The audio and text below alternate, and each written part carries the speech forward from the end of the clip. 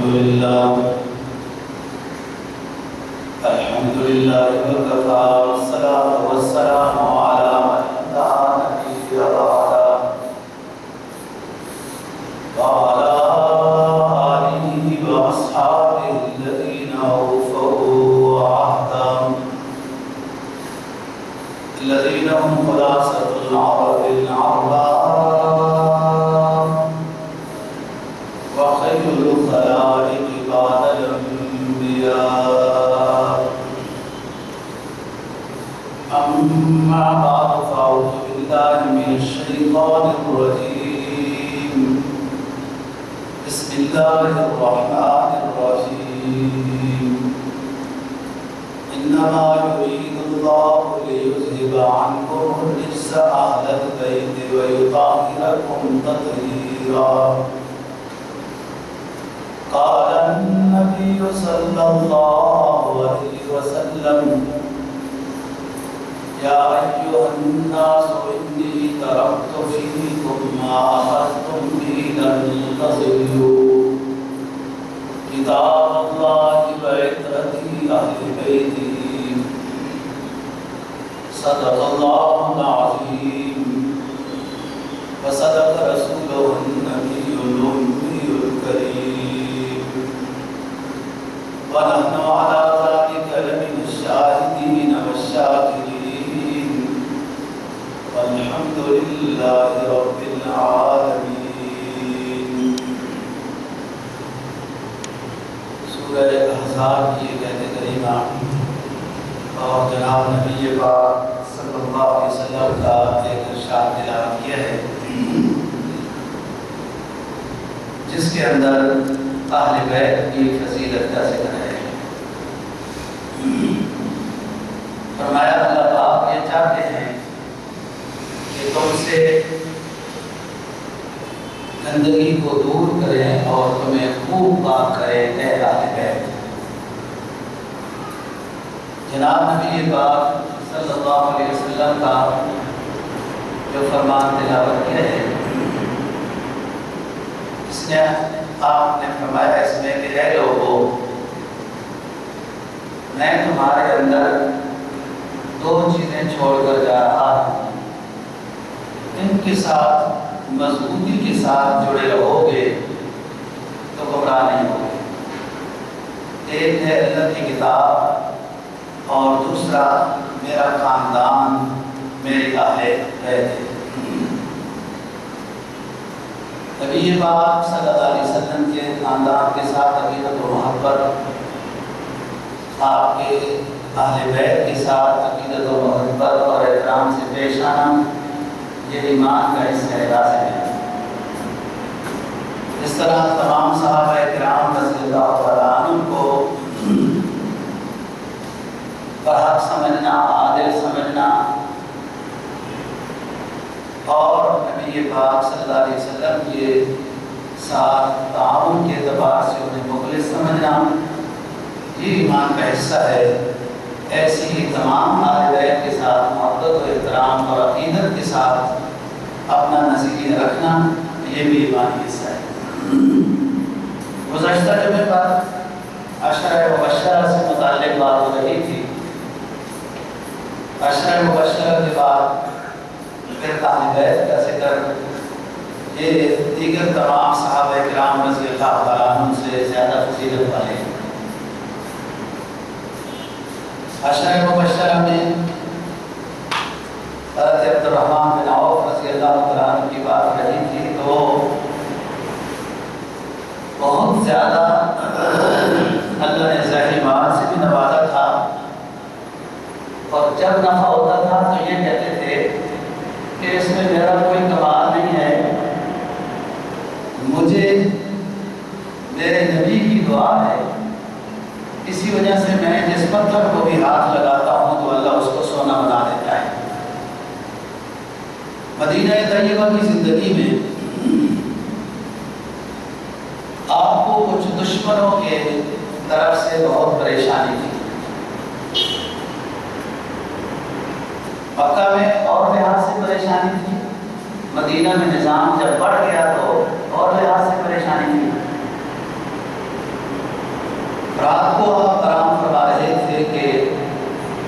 کر چلنے لگے اور صاحب یہ کہتے ہیں کہ کاش کے کوئی میرا صحابی چوکیداری کرتا تو میں مطمئن ہو کر سو جاتا، آرام کرتا۔ کچھ دشمنوں کے لحاظ سے میرے ذہن میں تفکرات ہیں۔ تو باہر نکالا گیا، رات کی تاریکی تھی اور یہی جملہ ارشاد فرمایا کہ کیا کوئی ہے رات کو چوکیداری کرنے والا کہ وہ میری چوکیداری کرے اور میں بے فکر ہو کر سو جاؤں۔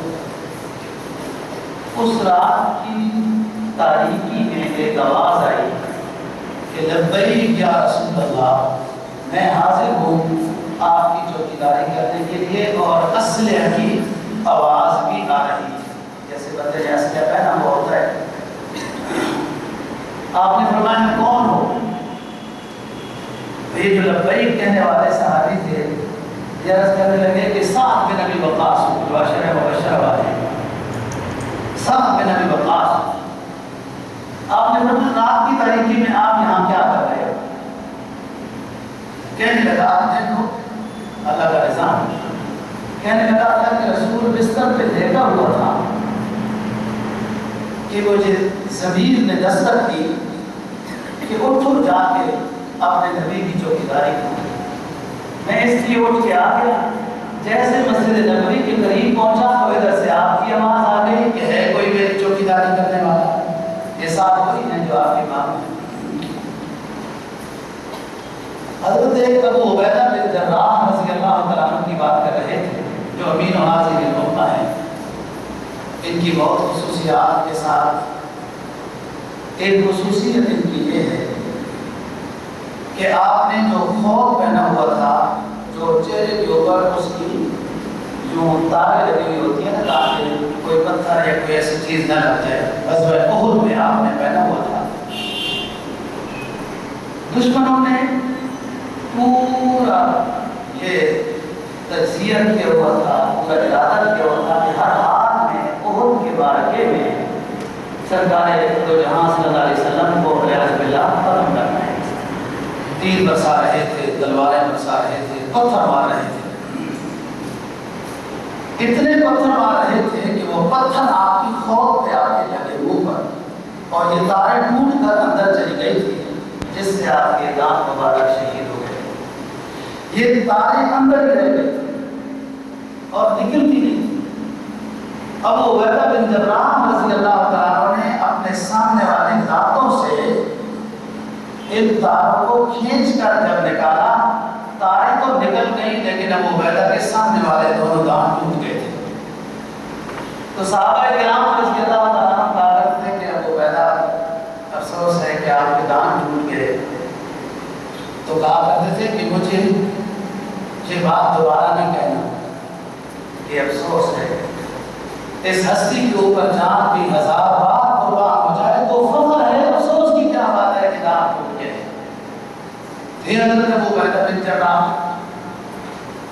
جو میں حضرت عمر فاروق رضی اللہ عنہ کی بہنوئی کی بات کر رہا تھا، حضرت سعید کی، سعید بن زید، جو ان کے والد زید، سعید کے والد زید زمانہ جاہلیت میں بھی مواحد تھے اور اعلان کرتے تھے کہ تم میں سے کوئی بھی مواحد نہیں ہے، میں توحید پرست ہوں، تم سارے وقت پرست ہو۔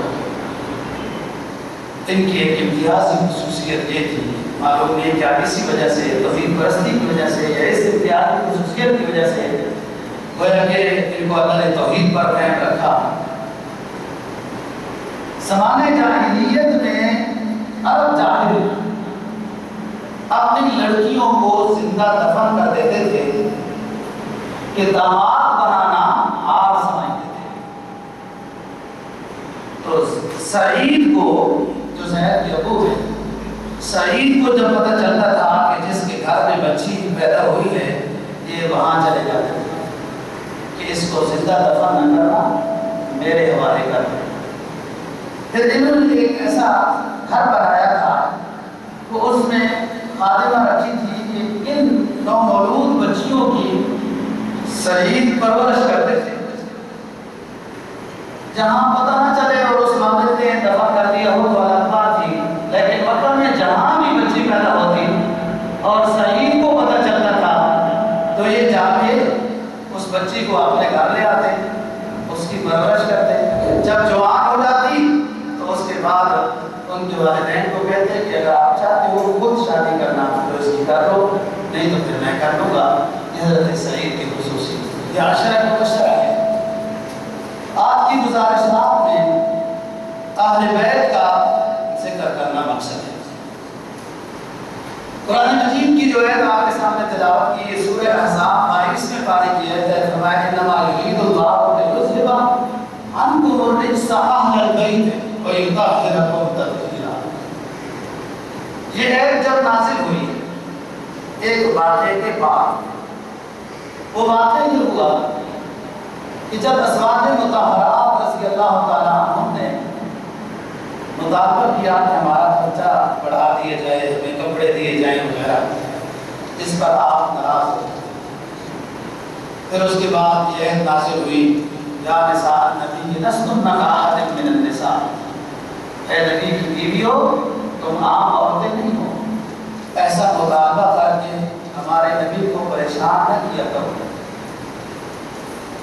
تو اگر رہنا چاہتی ہو تو پھر اسی طریقے سے ہی رہنا ہے جیسے میرا نبی رکھے، اگر دنیا چاہتی ہو تو فتعالینا امتعکن واسرحکن سراحا جمیلا، پھر آؤ دنیا کا ساز و سامان ان سے لے لو اور پھر ان سے طلاق لے کے چلی جاؤ۔ وہ سخت فیصلہ ہے۔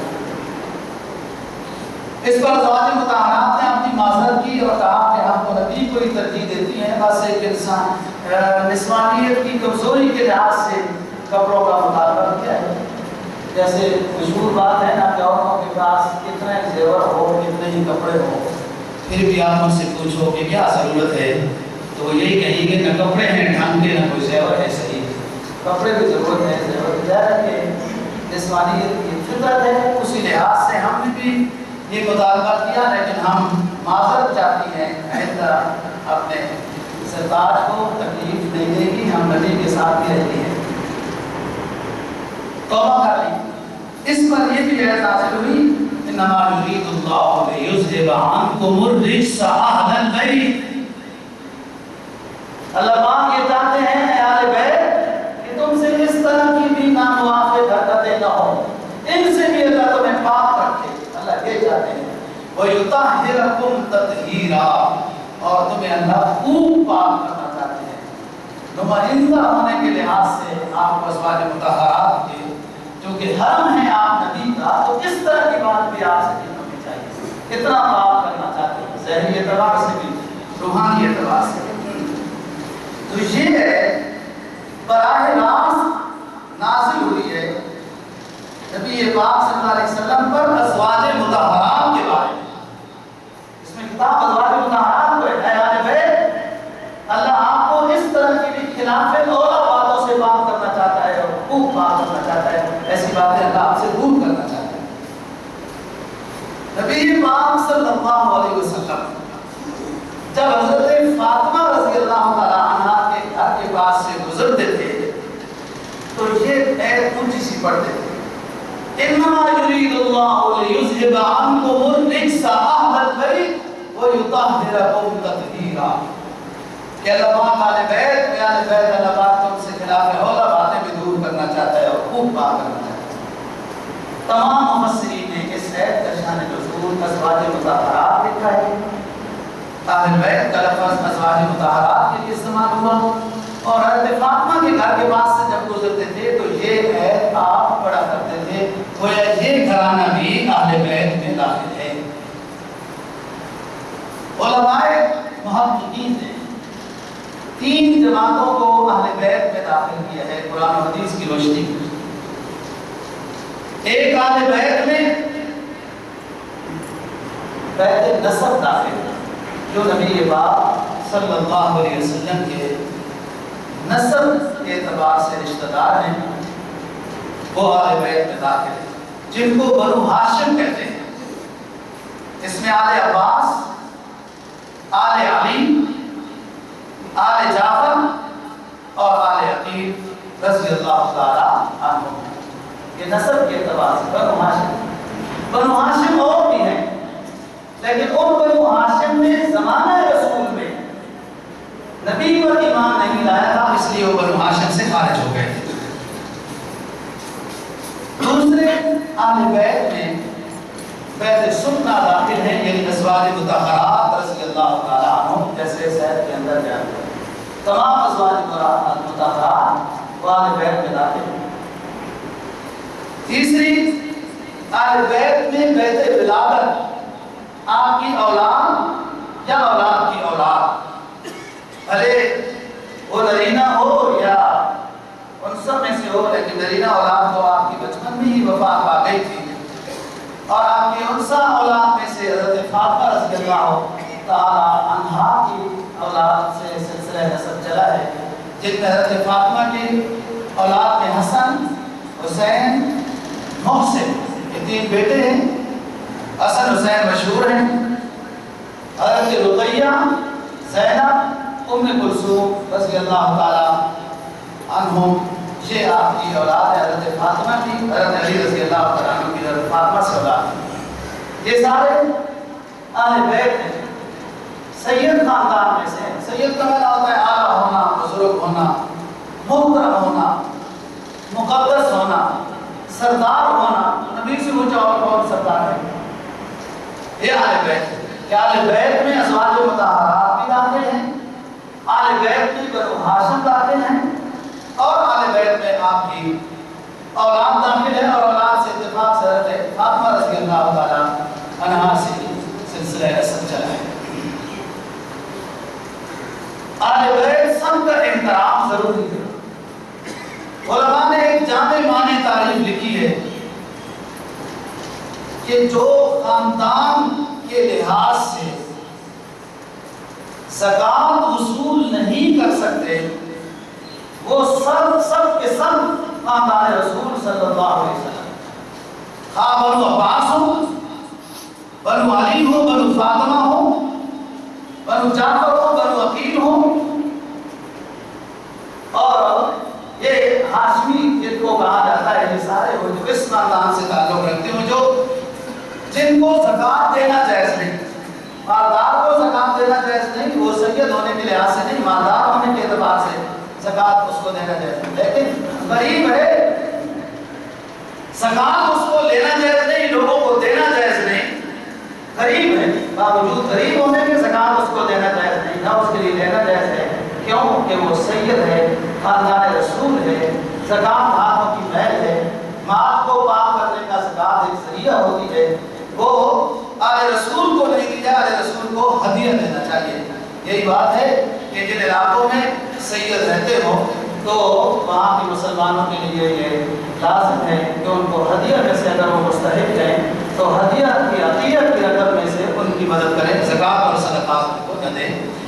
زکوٰۃ اور صدقات عام غریب، تو جو خاندان کی اسے زکوٰۃ نہیں دی جا سکتی، سید ہونے کے اعتبار سے یہ سب آل رسول ہے، آل بیت میں سے۔ نبی پاک صلی اللہ علیہ وسلم کا فرمان ہے کہ میرے آل بیت کا جو خیال کرے گا، آل خانہ کا خیال کرے گا، احترام سے پیش آئے گا، میں میدان حشر میں ان کے ساتھ احترام سے پیش آؤں گا اور ان کا خیال کروں گا۔ میں چھوڑ کر جا رہا ہوں تمہارے اندر اپنے آل خانہ کو، تمہارے اوپر اب یہ آزمائش ہے کہ تم ان کے ساتھ کیسے پیش آؤ گے اور میرے ساتھ کیسے تم حوض کوثر میں ملاقات کرو گے۔ ہر حال میں احترام واجب ہے۔ تو جو حدیث آپ کے سامنے تلاوت کی، فرمایا رسول اللہ صلی اللہ علیہ وسلم نے کہ میں تمہارے اندر اللہ کی کتاب اور اپنا خاندان اہل بیت چھوڑ کر جا رہا ہوں، ان کے ساتھ جڑے رہو گے تو ہدایت پر رہو گے، ان کی پیروی کرو گے۔ ایک حدیث میں جناب نبی پاک صلی اللہ علیہ وسلم کا فرمان ہے کہ میرے آل خانہ اور قرآن حدیث یہ جدا جدا نہیں ہوں گے۔ میرے خاندان کی پہچان یہ ہوگی کہ وہ قرآن و حدیث کے ساتھ 100% جڑے ہوئے ہوں گے، اتباع شریعت میں وہ کامل ہوں گے جو میرا خاندان ہوگا۔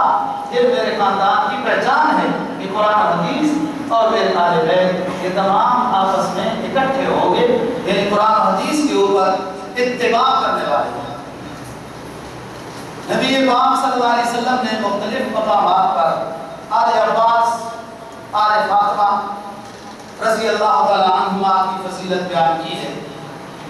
ایک موقع پہ آپ اپنے گھر میں کالے رنگ کی چادر اوڑھ کر بیٹھے تھے کہ سب سے پہلے حسن آئے، پھر حسین آئے، پھر حضرت فاطمہ آئی۔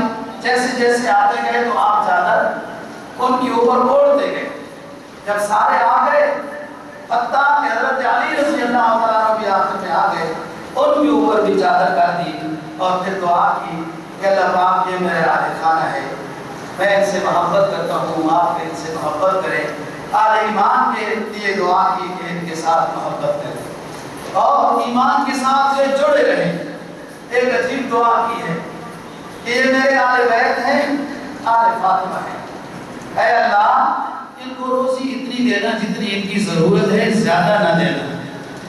اللہ کا نظام ہے۔ حضرت حسن حسین آتے تھے تو آپ فرماتے تھے کہ اے اللہ میں ان سے محبت کرتا ہوں، آپ بھی ان سے محبت کریں۔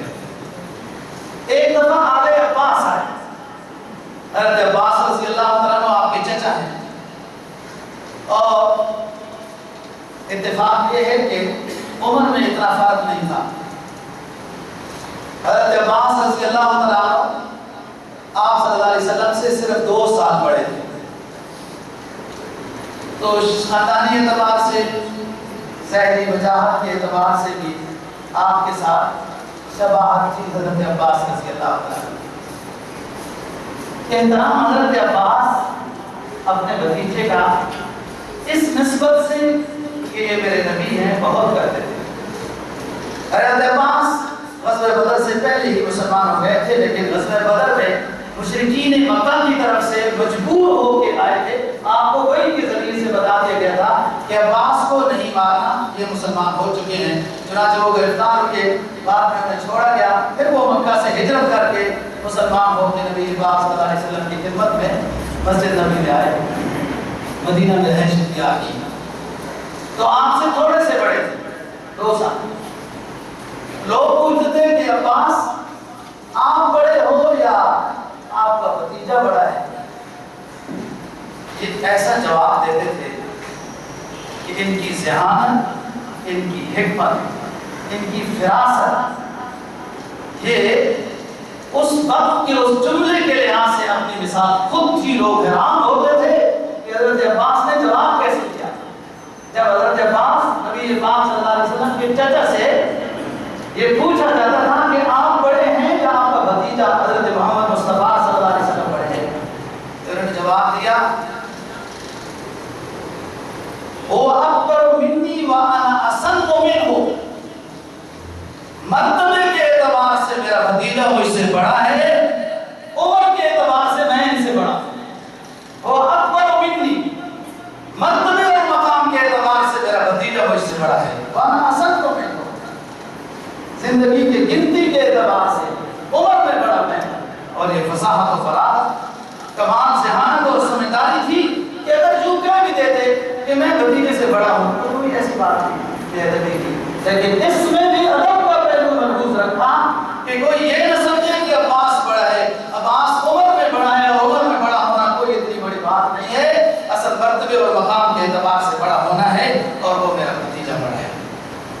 تو حضرت عباس رضی اللہ عنہ کو ایک دفعہ اسی طرح چادر میں آپ نے لپیٹا، پھر ان کی اولاد عبداللہ آ گئے، دوسرے آ گئے، دوسرے آ گئے، سب کو چادر میں لپیٹا اور دعا کی کہ اللہ پاک میرے چچا ہے، میرا یہ کی اولاد ہے، ان کو عزت عطا کر، یہ میرے اہل بیت ہیں، اور ان کو خلافت عطا کر، پوری دنیا میں بادشاہت عطا کر۔ پہلی دعا دیکھی آپ نے جو آل فاطمہ کے لیے ہوئی، اور دوسری دعا آل عباس کے لیے ہوئی۔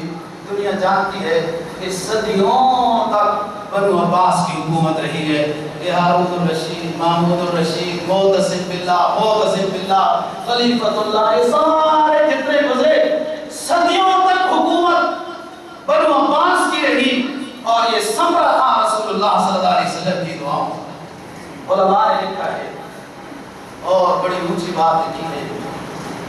جس شخص کے لیے یا جس خاندان کے لیے نبی پاک صلی اللہ علیہ وسلم نے دعا کر دی ہو، اس دعا کا اثر نسل بعد نسل صدیوں تک رہتا ہے، صدیوں تک رہتا ہے۔ یہی بات تھی آل عباس کی دعا ہے، اور کہاں تک اس دعا کا اثر رہا۔ تو آپ سے ذکر کر رہا ہوں کہ آل بیت رسول کی ازواج ہیں، آل بیت آپ کے رشتہ دار ہیں، بنو ہاشم، اور آل بیت حضرت فاطمہ یعنی آپ کی اولاد میں سے ہیں، جو اتفاق سے حضرت فاطمہ رضی اللہ تعالیٰ عنہ سے۔ حضرت فاطمہ رضی اللہ تعالیٰ عنہ سے رسول اللہ صلی اللہ علیہ وسلم کو بہت محبت تھی۔ محبت کی کئی وجہ تھی۔ ایک وجہ یہ تھی کہ یہ چھوٹی تھی، دوسری بچیاں فوت ہو گئی، اور دوسری وجہ کہ حضرت علی رضی اللہ تعالیٰ عنہ نے رانوں کو خود پالا تھا، اپنے چچے کے احسان کا بدلہ دے رہے تھے کہ ابو طالب نے مجھے پالا ہے، پرورش کی ہے، تو چلو ابو طالب کا کسی حد تک آپ میں بھی ادا کر دوں۔ تو حضرت علی رضی اللہ تعالیٰ عنہ کو آپ نے پالا اپنے گھر میں رکھ کے، اور پھر اپنی بیٹی کا نکاح دیا۔ پھر ان کو کہا کہ آئے کے اوپر مکان لو، بیٹی رخصتی کرتا ہوں، پھر ادھر لے جاؤ۔ حضرت فاطمہ رضی اللہ تعالیٰ عنہ ازواج مطہرات کہتی ہیں کہ جو انسان کی ایک اپنی فطرت کے مطابق، مزاج کے مطابق ایک چال ہوتی ہے، جو نہ کوئی انسان کو جلد بازی ہو، نہ کوئی سستی ہے، ہو اپنی حالت میں جب چل رہا ہو، تو ازواج مطہرات نے ظاہر ہے رسول کو بہت قریب سے دیکھا ہے۔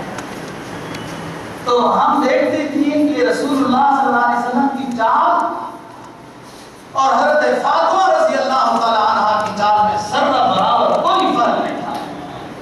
جب چالیں ہوتے تھے تو ایسا لگتا تھا کہ رسول اللہ صلی اللہ علیہ وسلم چل کر جا رہے ہیں، اتنی چال میں مشابہت تھی حضرت فاطمہ رضی اللہ عنہ۔ بہت محبت اور پیار تھا حضرت فاطمہ کے ساتھ، اور یہ امت مسلمہ کو سبق دینا ہے دوستو کہ بیٹیوں سے پیار کرنا، انہیں شفقت سے پیش آنا، ان کی اچھی تربیت کرنا، یہ پیغمبر کی سنت ہے، یہ رزق کی فراوانی کا سبب بنتی ہیں، گھر میں خیر و برکت کا سبب بنتی ہیں۔ والدین کے لیے اتنی مخلص ہونے کے لحاظ سے یہ پیش آتی ہیں جو اولاد اس مقام پہ نہیں ہوتی۔ نبی پاک صلی اللہ علیہ وسلم کی یہ سنت ہے۔ حضرت فاطمہ رضی اللہ تعالی عنہا ملنے آئی ہیں، رسول اللہ صلی اللہ علیہ وسلم نے قریب بٹھایا، سرگوشی کی، تو آپ رونے لگی، مشہور حدیث ہے۔ تھوڑی دیر کے بعد رسول اللہ صلی اللہ علیہ وسلم نے سرگوشی کی تو پھر ہنسنے لگی۔ جب آپ دنیا سے تشریف لے گئے تو بعد میں حضرت عائشہ صدیقہ رضی اللہ تعالیٰ نے پوچھا کہ اب تو رازداری نہیں رہی نا، میں آپ کی ماں ہوں، آپ کے ابو کی حرم ہوں، میں آپ کو واسطہ دیتی ہوں ان قیمتی نسبتوں کا کہ مجھے وہ رازداری تو بتا دو کہ جو آپ کے کان میں سرکار نے ایک دفعہ کچھ جملہ ارشاد فرمایا تو آپ رونے لگی، پھر فرمایا تو آپ ہنسنے لگی، وہ کیا رازداری تھی؟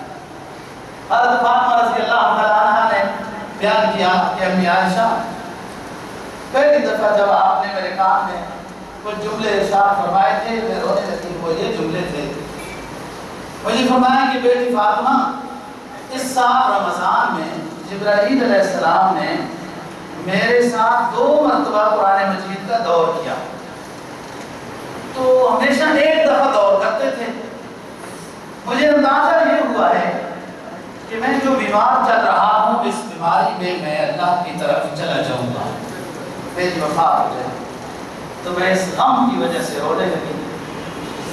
تو دوسرے تھوڑی دیر کے بعد جب آپ نے ارشاد فرمایا اور میں ہنسنے لگی، وہ ارشاد یہ تھا، آپ نے فرمایا کہ اے فاطمہ، آپ جنت کی عورتوں کی آپ سردار ہوں گی، اور میرے دنیا سے چلے جانے کے بعد بہت جلدی آپ کی میرے ساتھ ملاقات ہو جائے گی، یعنی آپ کی جلدی وفات ہو جائے گی۔ تو مجھے خوشی ہوئی جنت کے سردار ہونے کے اعتبار سے، اور ساتھ ہی کہ میں جلدی آپ صلی اللہ علیہ وسلم کے پاس جا کے پہنچ جاؤں گی۔ حضرت فاطمہ رضی اللہ تعالیٰ عنہا کی سیرت ہے جعفر حضرت علی رضی اللہ عنہ کے بھائی ہیں، ان کی اولاد بھی سید ہے، انہیں حضرت جعفر طیار کہا جاتا ہے، جعفر طیار ذو جناحین۔ یہ غزوہ موتا میں ان کو آپ صلی اللہ علیہ وسلم نے سپہ سلار بنا کے بھیجا تھا۔ یہ وہی غزوہ موتا ہے سن 8 ہجری میں جو وجود میں آیا رومیوں کے خلاف، کہ آپ نظر اعجاز میں، معجزانہ نظر میں آپ کے سامنے سارے حجابات دور کر دیے گئے تھے، اور معرکہ موتا، غزوہ موتا کا معرکہ آپ اپنی آنکھوں سے مسجد نبوی میں بیٹھ کر دیکھ رہے تھے اور صحابہ کرام رضی اللہ تعالیٰ عنہ کو بتا رہے تھے۔ یہ نظر اعجاز تھی، معجزانہ طور پر تمام حجابات راستے سے ہٹا دیے تھے۔ آپ نے فرمایا کہ جعفر طیار ہے، جعفر ذو جناحین ہے، میں دیکھ رہا ہوں جعفر کو کہ وہ فرشتوں کے درمیان میں جنت میں اڑ رہے ہیں، یہ شہید ہو گئے۔ پھر اس کے بعد فرمایا کہ زید بن حارثہ کو قافلے کا امیر بنایا گیا، وہ بہت جنگ کر لڑ رہے ہیں دشمنوں کے خلاف، کہ آخر ان کو بھی شہید کر دیا گیا۔ اور پھر فرمایا کہ عبداللہ بن رواحہ رضی اللہ عنہ کو آپ امیر بنائیے، منظر سارا نقل کر رہے ہیں سامنے دیکھ کر، جو ہزاروں میل دور کا واقعہ ہے۔ پھر فرمایا کہ وہ بھی شہید کر دیے گئے، اور اب خالد بن ولید رضی اللہ عنہ کو امیر بنا دیا گیا ہے، اللہ ان کے ہاتھ سے فتح نصیب کرائے گا۔ تو یہ وہ جعفر ہیں، آپ کے چچا زاد بھائی ہیں، جن کو طیار، طار یطیر و حرکت طیران جہاز کو کہتے ہیں نا، کہ اللہ پاک نے ان کو پر عطا کیے اور فرشتوں کے ساتھ یہ جنت میں اڑ رہے ہیں، اس لیے ان کا لقب بنا جعفر طیار۔ حضرت عقیل رضی اللہ عنہ بھی حضرت علی کے بھائی ہیں، کہ شام میں ان کی وفات ہوئی حضرت امیر معاویہ رضی اللہ عنہ کے دور میں۔ تو آل علی، آل عباس میں حضرت عباس رضی اللہ عنہ کی فضیلت بیان کر چکا ہوں، یہ آپ کے چچا ہیں۔ اور حضرت عمر فاروق رضی اللہ عنہ کے دور میں جب قحط کا زمانہ آیا، لوگوں نے درخواست کی کہ امیر المومنین آپ بارش کے لیے دعا کریں، نماز استسقاء پڑھائیں، تو حضرت عمر نے نماز استسقاء پڑھائی۔ نماز استسقاء کے بعد چادر اونڈیلتے ہیں تو پھر دعا کرتے ہیں، تو صف میں سے حضرت عمر نے صف میں سے حضرت عباس کو پکڑ کے لایا اور بازو پکڑ کر کیوں اونچا کیا حضرت عباس کا کہ رب العالمین آپ کے حبیب کے چچا کا بازو میرے ہاتھ میں ہے، میرے ساتھ کھڑا ہے، اس کے واسطے سے مدینہ والوں پہ بارش برسا۔ کیوں دعا کی، چچا کی فضیلت، چنانچہ بارش شروع ہو گئے۔ حضرت عمر فاروق رضی اللہ عنہ بھی بہت جلیل القدر پیغمبر ہیں، صحابی ہیں اللہ کے پیغمبر کے، لیکن عاجزی اور کسر نفسی دیکھو، اور ساتھ یہ کہ اہل بیت کو مقام دے رہے ہیں، نبی کے چچا کو مقام دے رہے ہیں۔ حضرت فاطمہ رضی اللہ عنہ، حضرت عباس، حضرت علی، حضرت جعفر، حضرت عقیل، یہ سارے اہل بیت میں سے ہیں، سارے ہمارے ایمان کا حصہ ہیں۔ ازواج مطہرات رضی اللہ عنہ بھی اہل بیت ہیں اور اصل اہل بیت ہیں۔ قرآن نے کہا النبی اولیٰ بالمؤمنین من انفسہم وازواجہ امہاتہم، نبی تمہارے قریب ہونا چاہیے، سب سے زیادہ قریب نبی ہونا چاہیے۔ اور یہ بہت اونچی بات ہے دوستو، اللہ اور اللہ کے نبی کا قرب نصیب ہو جائے۔ لوگ کہتے ہیں نا ہمیں خیالات آتے ہیں، وسوسے آتے ہیں، تو یوں ہوتا ہے تو یوں ہوتا ہے، کیوں آتے ہیں؟ اس لیے کہ محبت کسی اور سے ہے۔ اگر اللہ اور اللہ کے رسول کے ساتھ محبت کامل ہو، جو قرآن کہہ رہا ہے، جو قرآن کا تقاضا ہے، کوئی خیال نہیں آئے گا دوسرا۔ جب محبوب جو اللہ اور اللہ کا رسول ہوا تو اور خیالات اور وسوسے کیسے آئیں گے؟ ہمارا محبوب ہی کوئی اور ہوتا ہے تو پھر تنہائی میں وہی خیال اور تصور میں آتا ہے نا۔ تو صحابہ اکرام رضی اللہ عنہ سے محبت، انبیاء سے محبت، اپنے نبی سے محبت، اللہ سے محبت ہو، سب سے زیادہ قریبی محبت اللہ کے نبی سے ہو۔ النبی اولیٰ بالمؤمنین من انفسہم، اپنی جان سے زیادہ تمہیں اللہ کا محبوب ہو۔ وازواجہ امہاتہم، اور نبی کی بیویاں یہ تمہاری مائیں ہیں، یہ ازواج مطہرات، یہ اہل بیت ہیں، یہ مقدس ہیں، یہ محترم ہیں، نبی کا حرم ہے، نبی کی خدمت کی۔ نبی پاک صلی اللہ علیہ وسلم مدنی زندگی میں حضرت عائشہ صدیقہ رضی اللہ تعالیٰ عنہ فرماتی ہیں کہ آپ بیٹھے ہوتے تھے، کہتے تھے حضرت خدیجہ رضی اللہ تعالیٰ عنہ جیسی کوئی عورت نہیں۔ ازواج مطہرات کے سامنے مدینہ میں کہتے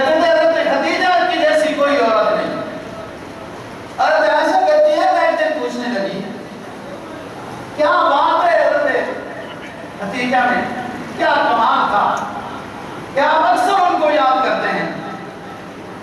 تو آپ نے فرمایا کہ عائشہ بات یہ ہے کہ دنیا نہ ماننے والی تھی، یہ خاتون مجھے ماننے والی تھی، میں غم و حزن میں ڈوبا ہوا تھا، یہ خاتون مجھے سہارا دینے والی تھی، اور اللہ نے مجھے تقریباً اکثر اولاد حضرت خدیجہ سے عطا کی، اور جب میں غم و حزن کی حالت میں لیٹتا تھا بستر پر، وہ پہچان جاتی تھی، میرے سر میں انگلیاں پھیرتی تھی اور کہتی تھی کلا بلا واللہ لا یخزیک اللہ ابدا،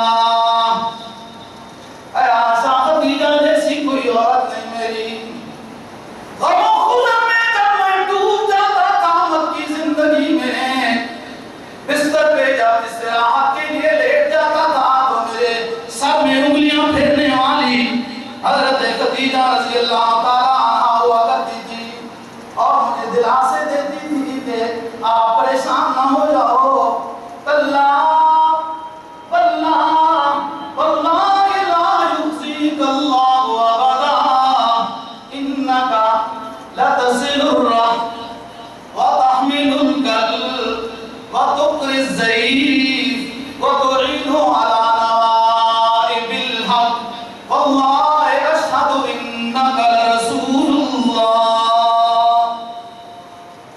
اللہ کی قسمیں اٹھا کر میرے سر میں انگلیاں پھیر کے مجھے میری زوجہ مطہرہ حضرت خدیجہ رضی اللہ تعالیٰ عنہا یوں فرمایا کرتی تھی، اے سرکار اللہ آپ کو کبھی رسوا نہیں کرے گا، آپ پریشان کیوں ہوتے ہیں؟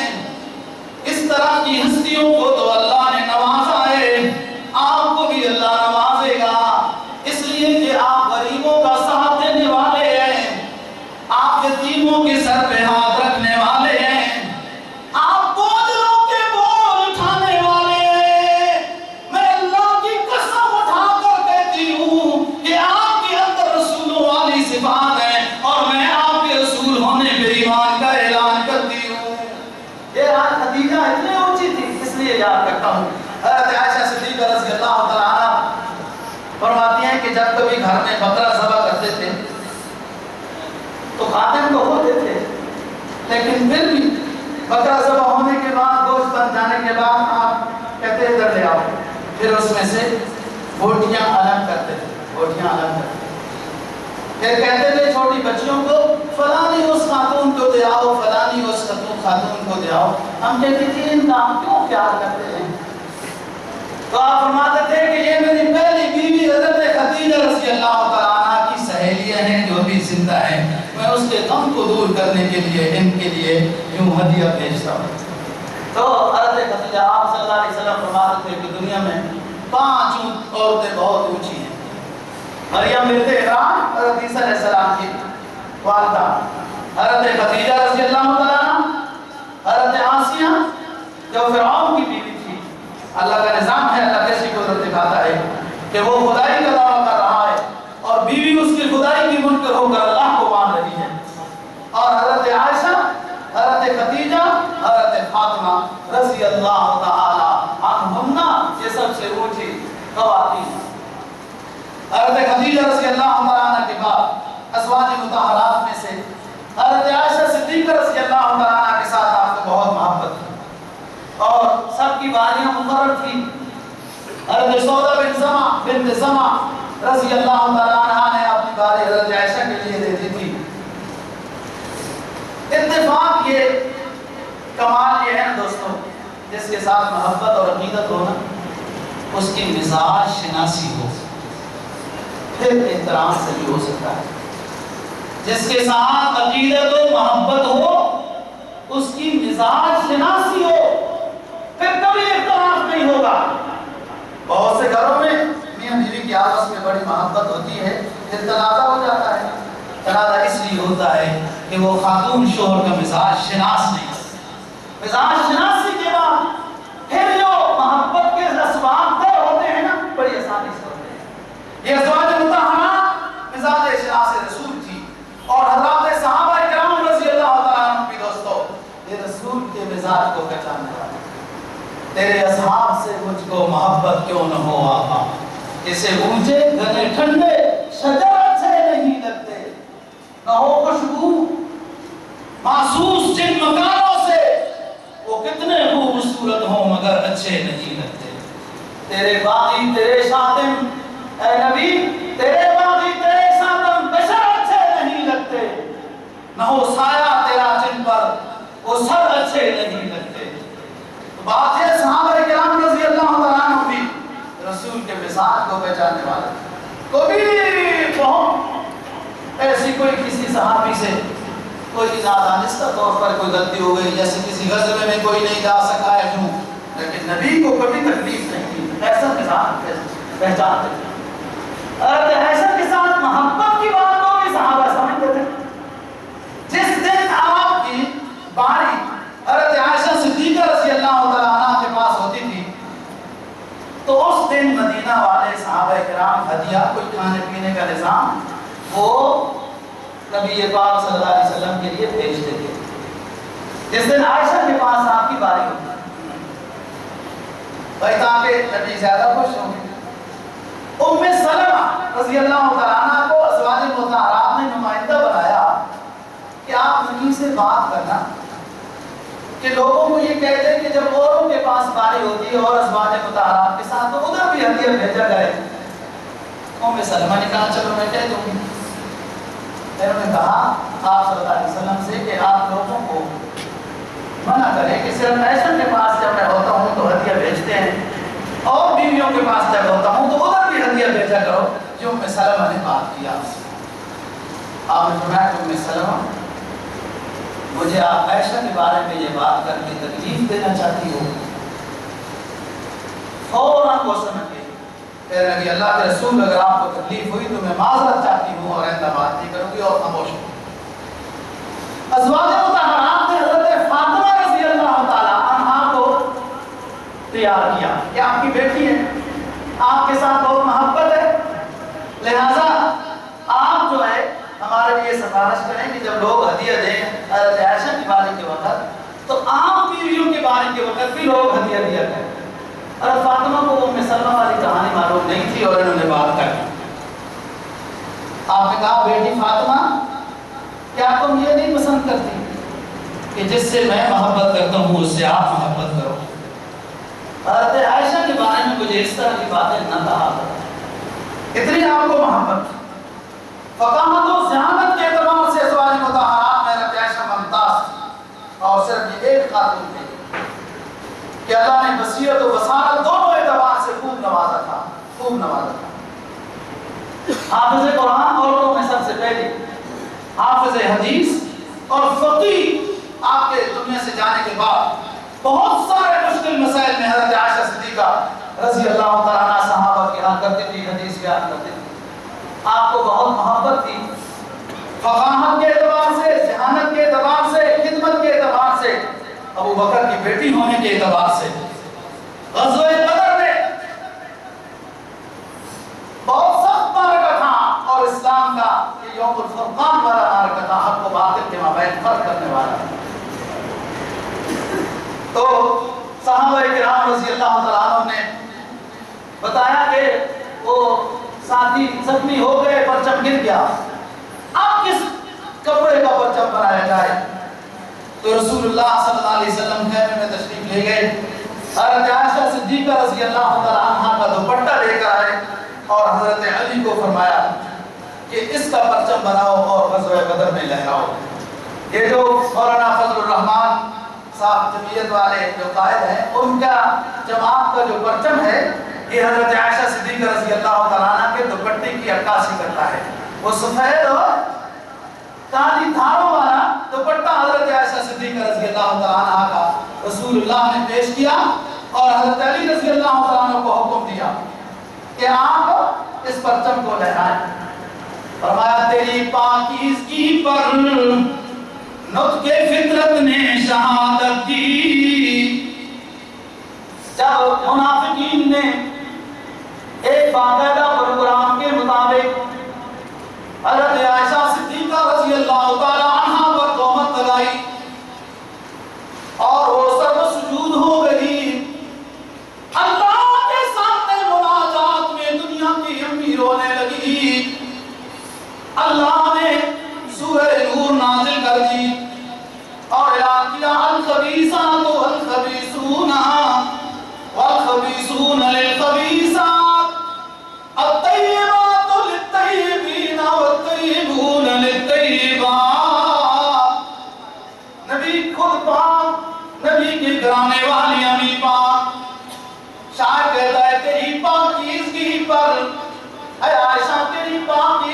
پر نطق فطرت نے شہادت دی، اللہ نے خود شہادت دی، تجھے عظمت عطا کی، عافیت بخشی، فضیلت دی۔ حضرت یوسف علیہ السلام پہ الزام لگا دوستو، وہاں کے ایک چھوٹے بچے نے گواہی دی۔ حضرت عیسیٰ علیہ السلام کی امی پہ تہمت لگی تو نومولود حضرت عیسیٰ علیہ السلام نے گواہی دی کہ میری امی ایسی نہیں ہے، میری عبداللہ۔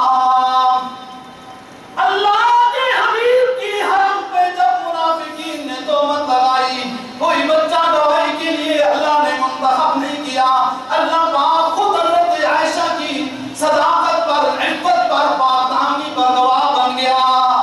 کہا تیری پاکیزگی پر نطق فطرت نے شہادت دی، تجھے عظمت عطا کی، عافیت بخشی، فضیلت دی۔ خدائے لم یزل کا بارہا تجھ پر سلام آیا، خدائے لم یزل کا بارہا تجھ پر سلام آیا، مبارک ہو وہ لب، مبارک ہو وہ لب جن پر ادب سے تیرا نام آیا۔ ایک مرتبہ ازواج مطہرات رضی اللہ تعالیٰ عنہم یہ کہنے لگی کہ کیا بات ہوئی اللہ کے حبیب، کیا ہم خدمت میں کوئی کم ہے، آپ کی وفاداری میں کیا ہم کوئی پیچھے ہیں، آپ کو کیوں حضرت عائشہ صدیقہ رضی اللہ تعالیٰ عنہا یاد آتی ہیں؟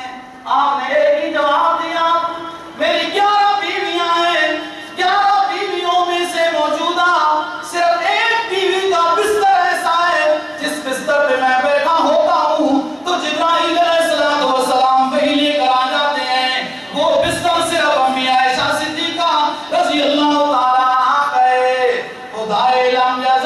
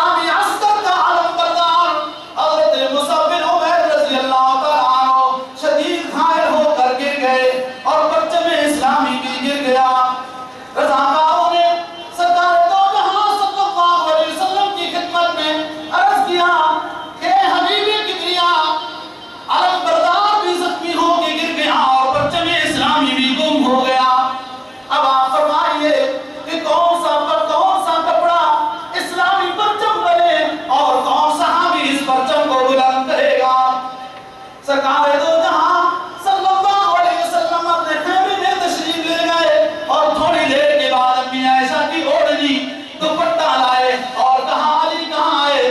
حضرت علی رضی اللہ تعالیٰ عنہ نے عرض کیا اللہ کے رسول حاضر ہوں. کہا اے عائشہ امی عائشہ کا دوپٹہ پرچم بناؤ اور علی تم لہراؤ اور قیامت تک کے لیے سنہری تاریخ رقم کر دو کہ امی عائشہ ہے علی عائشہ کا بیٹا ہے. امی اور بیٹے میں کوئی فرق نہیں ہے. شرف تیرے دوپٹے نے اے جنگ بدر میں پایا کہ اسے پرچم بنا کر حیدر کرار نے لہرایا. تیرا حجرہ امین خاص ہے ذات رسالت کا.